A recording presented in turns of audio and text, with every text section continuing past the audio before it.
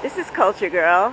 I'm at the Pulitzer Foundation in St. Louis, a very famous Ando building that kind of put him on the map for museum architecture in this country. But I had trouble finding it. I drove right by it, in fact, because you'll see this kind of gated area, and then you'll see these plantings, which I suppose should have been a giveaway. And this certainly does look like an Ando building, the poured concrete that he's so well known for. But where's a sign saying what this place is? You just drive along the street, as we did, and you come up to that edge over there where one might have expected to see some kind of signage saying that it's a Pulitzer Foundation. And indeed, there are no labels on the artwork. There's no signage inside the building either. I won't be taking you in there on the video, but perhaps in a photo essay. So there is a parking lot, but as you can see, there's just a blank wall. And Ando is known for kind of hiding his entrances, but in a museum in a city like this, you come over here, and the first sign you do see walking, you can't see this from the street, is concealed firearms are prohibited on or about the property. That's not a very welcoming introduction. And finally, you walk around this wall, and you will see recessed and kind of camouflaged a very hard to find entrance, recessed between these two walls. And it has, as you see, the name of the exhibition, Urban Alchemy, Gordon Matta Clark. And indeed, I found in there some familiar pieces. I found the piece that MoMA owns that was the introduction to its contemporary galleries during its inaugural exhibition in the new Taniguchi space, as well as some works from the Whitney retrospective that I had seen.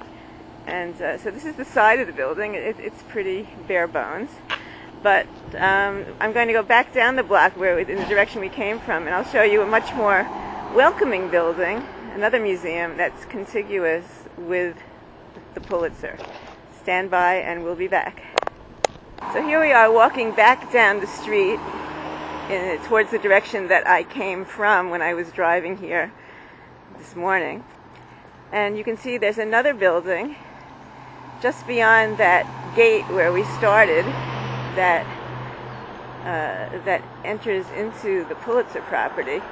And this time we're going to look through this gate for a moment and show you a very nice Richard Serra. Here it is coming into view. It's called Joe because it was it was an early commission for Serra from Joseph Pulitzer. And there's a closer view of that. It's one of his first torqued, I think it is his first torqued spiral. At least that's what the museum people told me today. So anyway, we will continue walking now. And what is this we come to? It's another building. From the distance, I thought that this might have been the Ando. It looked like concrete. He's, of course, famous for his poured concrete. But no, if you get really close to this, you'll see it's not concrete at all, but in fact, stainless steel chain. The whole thing, it reminded me of the Herzog and de Meuron addition to the Minneapolis Institute, not in Minneapolis, to the Walker Art Center, Walker Art Center, which also had a kind of chained metal surface to it.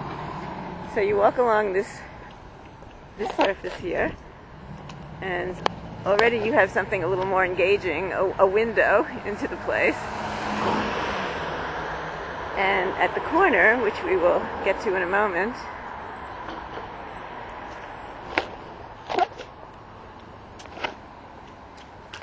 we will see an entrance that does attempt to welcome you, a little canopy area, but it's not really a canopy because it opens up to the sky.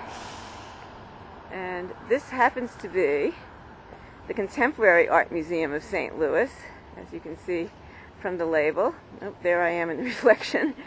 And right away you see a desk that says on it, welcome, with 2 exclamation points. So this is a more welcoming entrance than the Ando, which is really quite secluded. And along this, now we're away from the metallic surface and into a stone surface here.